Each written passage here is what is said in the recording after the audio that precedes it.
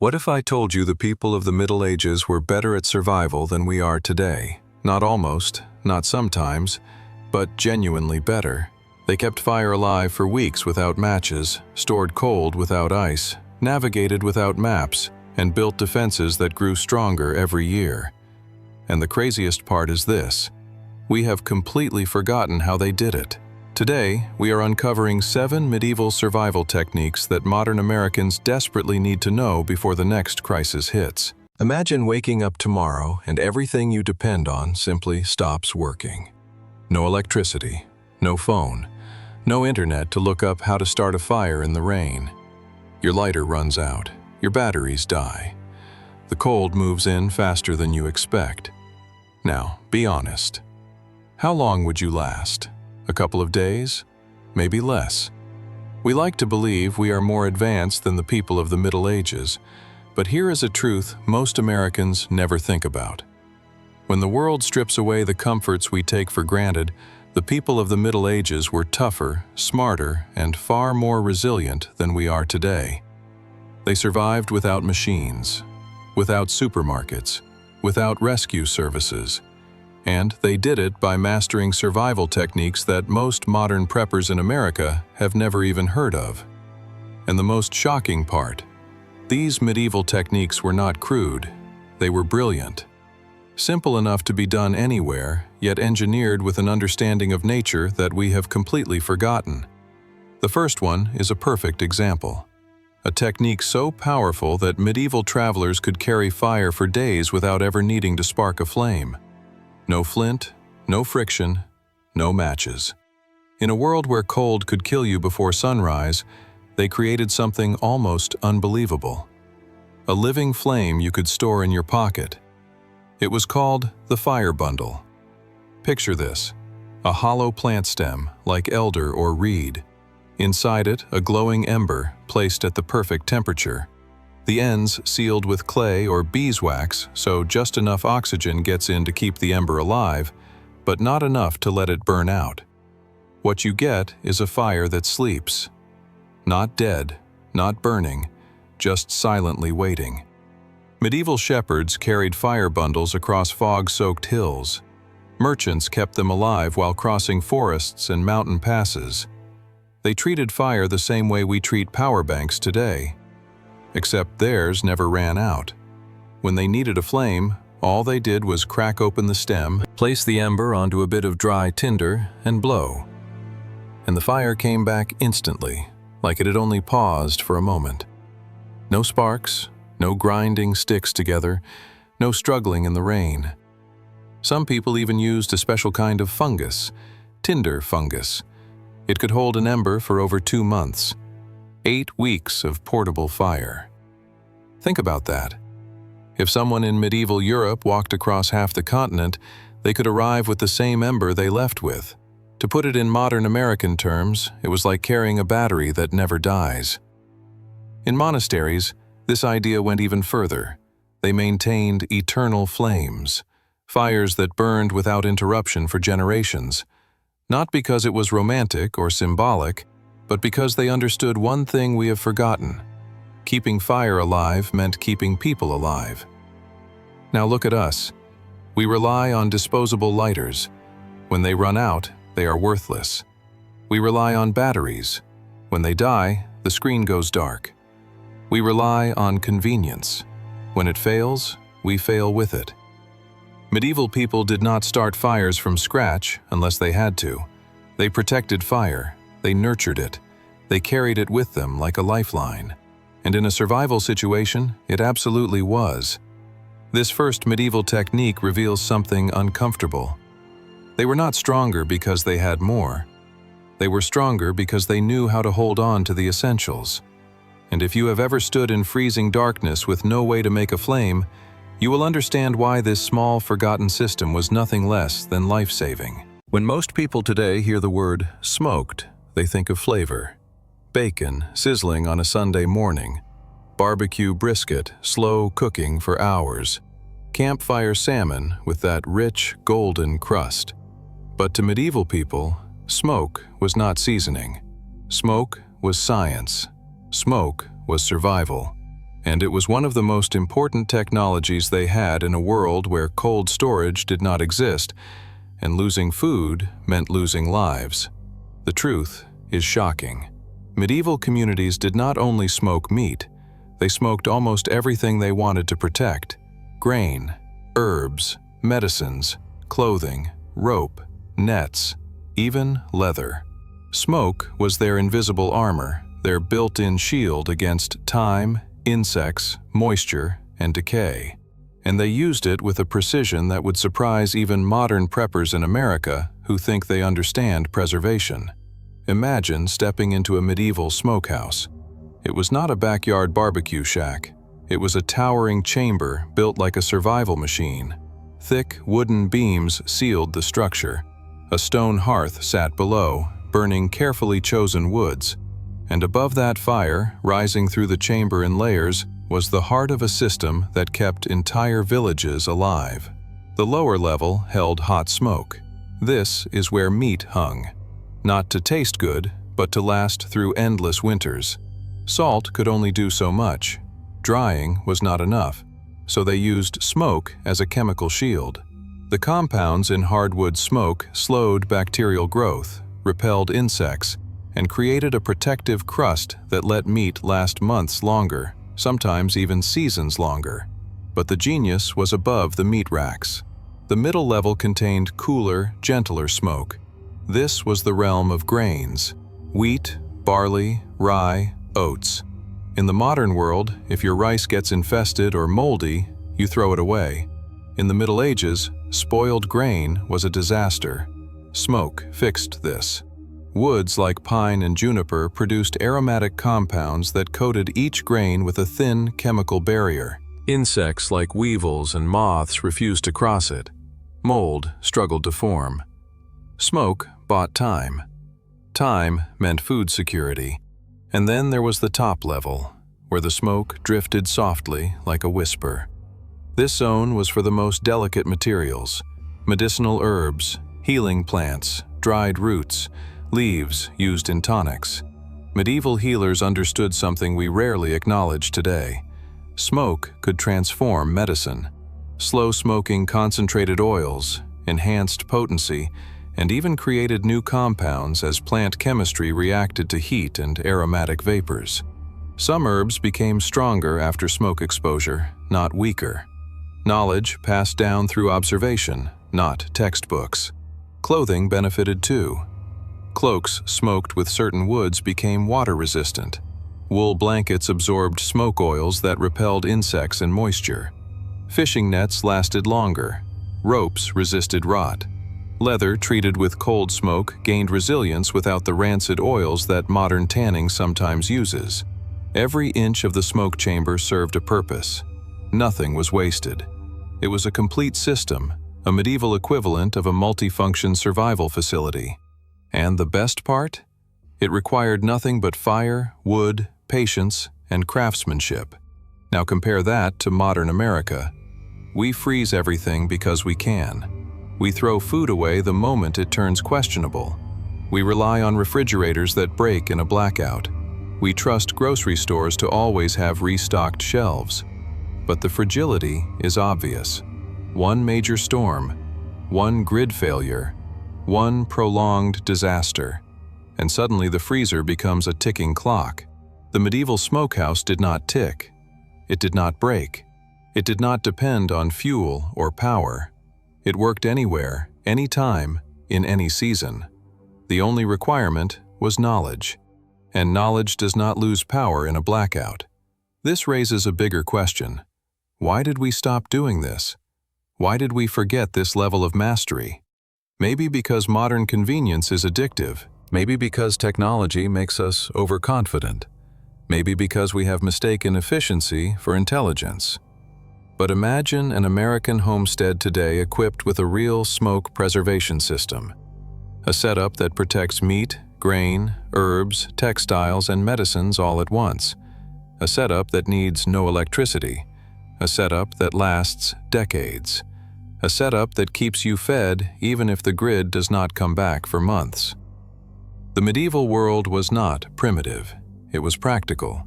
Smoke was not a flavor, it was a tool, a barrier, a technology. And the most unsettling truth is this: they relied on smoke because they had to. We ignore smoke because we do not have to. But if the world ever shifts, if our luxuries fade, if the systems we trust fail us, medieval knowledge will suddenly look like genius again. Because smoke does not just preserve food, it preserves survival itself. In a world with no barbed wire, no steel fences, no electric alarms, and no police on speed dial, medieval people still managed to defend their homes, their farms, and their families. But they did not rely on walls of stone. They did not rely on tall wooden barriers. They built something far more durable, far more intelligent, and far more alive: a living fence. A defensive wall that grew, healed, and strengthened itself with time. Picture this: young saplings and shrubs planted close together along the edge of a village. Their trunks partially cut, just enough to bend but not break. Each stem folded sideways, woven into the next, twisted together like natural rope. Over time, those bent branches sprouted new shoots upward, forming a dense, tangled, thorn-covered barrier. This was not landscaping. This was medieval engineering. A properly built living wall could stop a charging animal, slow down armed intruders, and resist burning because the green wood held moisture. In some regions, these walls became so thick and intertwined that even soldiers on horseback could not force their way through. And the brilliance did not stop at defense. Medieval people understood the value of multitasking long before the word existed. Their hedge was not just a wall. It was a food source, a medical cabinet, a wildlife corridor, a tool factory. They planted hawthorn and blackthorn for their brutal thorns, guaranteed to shred anyone foolish enough to push through. But they mixed in berry bushes, fruit trees, and nut-bearing shrubs for food. Elder and willow were added for medicinal use. Over time, the living wall became a complete survival ecosystem stretching for hundreds or even thousands of feet. Birds nested inside the branches, controlling insect populations around the crops. Small animals followed the hedge line, making hunting easier. Villagers harvested the yearly trimmings to make baskets, handles, fire starters, and tool shafts. Nothing was wasted. Every part served a purpose. Maintenance was simple but essential. Once a year, usually in the winter when sap was low, villagers would cut, bend, and reweave new growth to reinforce the structure. Every time they did this, the hedge grew denser, stronger, more unbreakable, an organic fortress. Some medieval communities even added hidden gates and narrow passages known only to locals. They dug trenches on the outside and raised earth mounds on the inside, turning a simple hedge into a layered defense system that blended seamlessly into the landscape. And here is the part modern Americans might find unbelievable. Some of these living walls still exist today, not decades old, centuries old, 800 years in some regions. They have outlived wars, storms, and even the villages they once protected. Now compare that with the fences we build today. Wooden panels rot in 10 years, metal rusts. Electric fences fail when the power goes out. Security systems shut down when the grid collapses. Everything we rely on is temporary. But medieval people built with patience. They built with nature. They created defenses that got better, not worse, with time. Their living wall was not primitive. It was the ultimate demonstration of sustainable security. A reminder that sometimes the smartest technology is the one that grows from the ground, feeds you, protects you, and never stops working. Long before electricity, long before refrigerators, and long before anyone understood the science of thermal energy, medieval people built something unbelievably advanced, using nothing more than clay, sand, water, and fire. They created what we might call clay batteries. Not electrical batteries, but temperature batteries. Devices that stored cold, stored heat, and preserved life in a world where controlling temperature meant controlling survival. Picture living in a time when heat waves and freezing nights could kill you. Fresh food spoiled quickly, milk soured in hours. Meat had no chance. Medicines lost their power, seeds were precious yet fragile. Without refrigeration or modern storage, medieval communities needed solutions, and so they engineered them from the earth. One of their smartest creations was the cooling amphora. Imagine a clay jar with two walls, an inner chamber and an outer shell. The space between the walls was filled with wet sand. When water evaporated through the porous outer clay, it pulled heat away from the inner chamber. No electricity, no ice, just physics applied by instinct and experience. In the heat of summer, this clay cooler could keep water cold, keep milk fresh, and slow the spoilage of meat and fruit. Some could create temperatures 20 degrees lower than the air around them. A refrigerator made from mud. That is not primitive, that is genius. But medieval people did not stop there. They also created heat batteries. Clay bricks mixed with crushed stone or metal filings were heated in an oven until glowing red. Once removed and wrapped in cloth or wool, they radiated warmth for hours, sometimes the entire night. Travelers tucked them into their cloaks. Families warmed their bedding with them. Shepherds used them to survive freezing mountain winds. Unlike modern hand warmers or electric blankets, these could be reused endlessly. No chemicals, no batteries, no breakdowns, just reliable warmth stored in clay. And then there were the preservation chambers. Sealed clay containers lined with ash, salt, or aromatic herbs.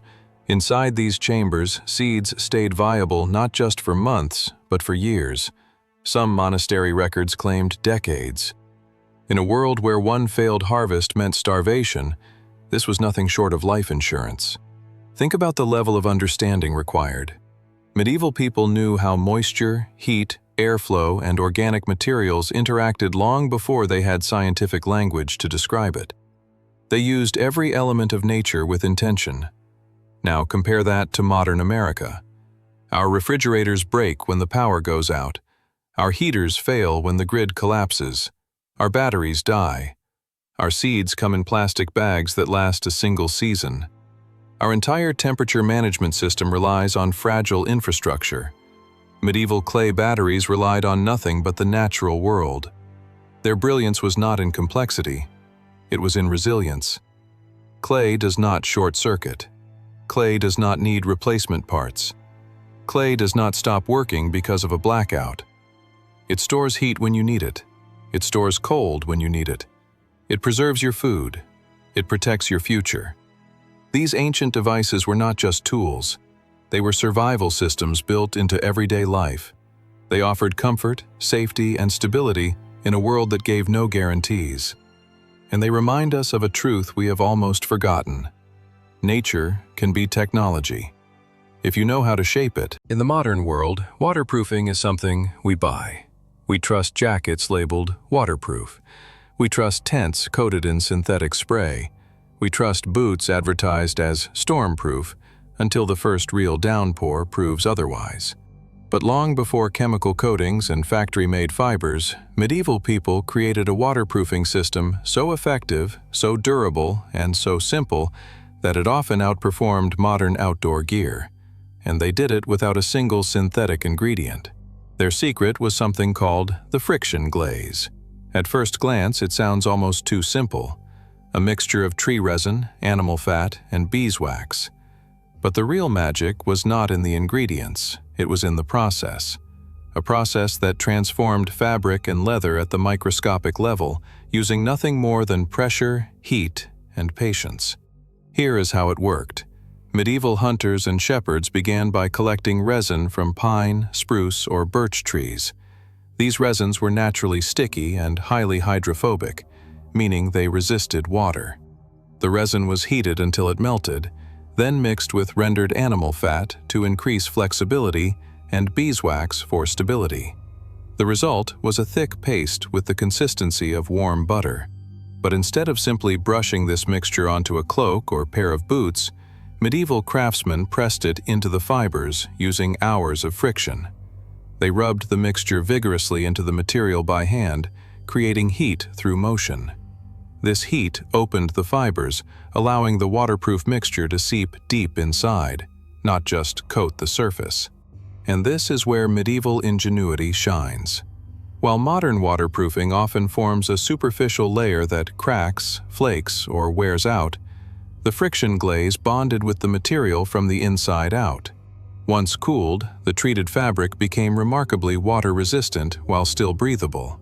Rain rolled off it, snow slid down it, yet sweat could escape, preventing the clammy buildup we often get with synthetic rain gear. Hunters relied on friction-glazed cloaks to stay dry during week-long tracking trips. Shepherds wore treated wool while spending nights in open fields. Travelers protected their bedding, tents, satchels, and even maps using the same technique. And unlike modern waterproofing, which needs constant reapplication or replacement, friction glaze held up for years with only occasional touch-ups. Some regions elevated the formula further.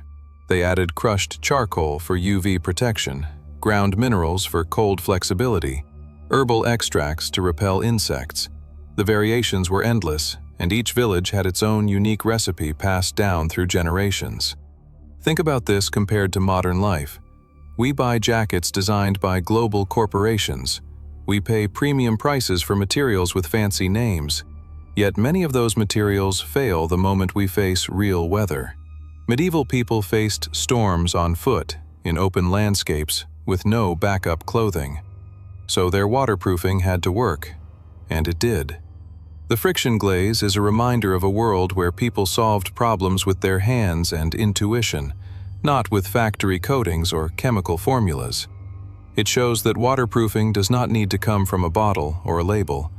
It can come from knowledge. And here is the thought that lingers. If tomorrow your breathable jacket fails, your tent starts leaking, or your synthetic boots soak through, how many people today would know how to waterproof anything from scratch? Very few.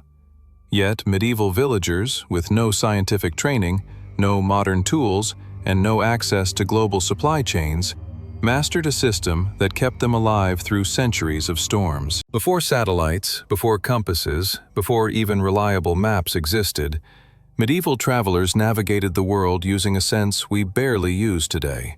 Not sight, not smell, sound.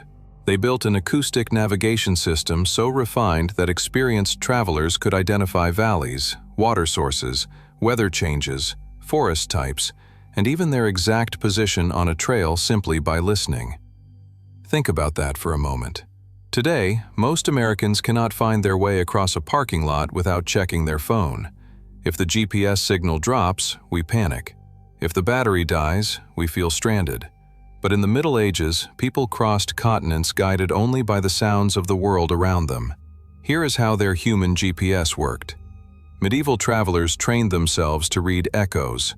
A single shout could reveal the shape of the land. A long, rolling echo meant a valley. A short, sharp rebound meant cliffs or dense trees. No echo at all might signal snow in the air, which absorbs sound. To them, every returned vibration was a piece of data. They listened to wind, too. Wind moving through oak trees makes a different tone than through pine or birch. Travelers learned these differences the same way modern hikers learn to follow trail markers. They could identify a forest type long before seeing it. They knew when they were leaving open plains and entering dense woodland simply by how the breeze shifted across the leaves. Footsteps mattered as well. The crunch of gravel, the softness of damp soil, the muffled thud of moss-covered ground all helped them estimate elevation, moisture levels, and proximity to rivers or marshland. Experienced wanderers could even tell if they were walking in circles by noticing small changes in their own footfall patterns. But nothing was more important than the sound of water. In medieval survival, finding water was life or death, and they were astonishingly good at it. Skilled travelers could hear the low-frequency hum of a river from more than a mile away. The pitch told them whether the stream was shallow or deep. The rhythm told them if it was a waterfall, a rapid, or a slow-moving bend. Fog was no obstacle. Snowstorms did not blind them. Darkness did not trap them. When sight failed, sound took over. This was not magic. It was practice. It was understanding. It was human potential pushed to the edge in a world where mistakes could kill you. And it proves something we often forget. Our ancestors were not primitive. They were deeply attuned to their environment in ways we cannot even imagine. Modern Americans walk through nature with earbuds in. Medieval people walked through it with every sense turned to maximum sensitivity. They heard what we overlook. They interpreted what we ignore. Their world spoke constantly, and they learned to read it the way we read text on a screen. And the most impressive part is this. With training, the human ear can distinguish more than 1,500 subtle variations in sound. That means every one of us already has the hardware. What we lack is the awareness. So here is the uncomfortable truth. Today, if your phone dies in deep woods, most people freeze. They rely on tools that fail. Medieval travelers relied on senses that never did. Their sound navigation system was a living, breathing skill set that worked in any weather, any terrain, any time of day.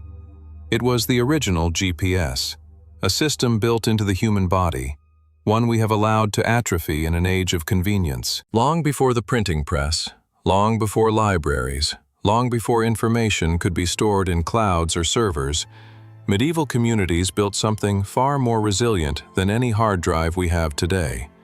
They created a living database, a system of shared human memory so durable that it could survive wars, famine, disease, and centuries of uncertainty without losing a single essential piece of knowledge. Today, we rely on devices. When our phones die, our knowledge dies with them. When servers crash, data disappears. When the grid collapses, our entire information system collapses instantly. But medieval people understood something we have forgotten. The safest place to store knowledge is inside a community, not inside a machine. Their system was called distributed memory, and it worked like this. Critical survival knowledge was never entrusted to just one person. It was divided, shared, reinforced. One villager might know how to identify medicinal plants. Another knew the best time to harvest them. A third knew how to prepare the medicines. Together, they held the full formula. But no single person was the sole keeper. If one person died, the knowledge lived on. This approach made medieval villages function like human servers, each storing a piece of the information, collectively forming a complete archive. They used rhythm and rhyme as error correction. Important knowledge was turned into songs or chants, where a wrong word or wrong note was instantly noticeable. These songs were catchy by design, easy to remember, hard to forget. Some oral traditions carried hundreds of data points encoded in melody. Weather signs, plant safety, building techniques, harvesting cycles. Children learned survival skills through games. A counting game might secretly teach which berries were poisonous. A rhythm game might encode how to tie fishing knots. A jump rope rhyme might hide instructions for preserving grain or preparing clay storage vessels. Even the landscape itself became a mnemonic system. A particular tree marked where certain herbs grew. A rock formation reminded villagers of seasonal changes. The layout of homes, fields, and paths acted as physical memory prompts, turning the entire environment into a living textbook. But the real genius was redundancy. Medieval knowledge was stored in multiple forms at once. A song, a story, a place, a pattern, a tradition, a ritual, a physical object. Even if one version vanished, the others remained. Their information system was nearly impossible to erase. Compare that to modern America. Most people today do not memorize phone numbers, recipes, directions, or even basic survival skills. We outsource everything to screens. We treat our minds as storage we do not need to use. And in doing so, we have weakened the very skill that kept generations alive. Medieval people, with limited literacy and no written manuals, built a network stronger than the internet. Servers can go offline, books can burn, batteries die. But a song remembered by 50 people cannot be erased. A story passed through generations survives disaster. A skill taught through repetition becomes permanent. That was the ultimate medieval survival technique. Not a tool, not a weapon, not a technology, but a mindset. A community that remembers together, survives together. In a world where information is everywhere but true knowledge is rare, perhaps the most important lesson from the Middle Ages is this: resilience is not about stockpiling gear. Resilience is about building systems that cannot be destroyed. And the strongest system of all is the human mind, multiplied across an entire community, carrying wisdom the way our ancestors once did. Not written down, not stored online, but alive. So what does all this mean for us today? Medieval people were not just surviving their world, they were mastering it with knowledge we have nearly erased from our memory. In a world where our comfort depends on power grids, devices, and fragile systems, their forgotten skills remind us that real resilience comes from understanding the basics: fire, food, water, shelter, community. If you found these medieval survival secrets as eye-opening as we did, hit subscribe, leave a comment, and join us next time as we uncover more forgotten wisdom that still matters in a world that feels less stable every year.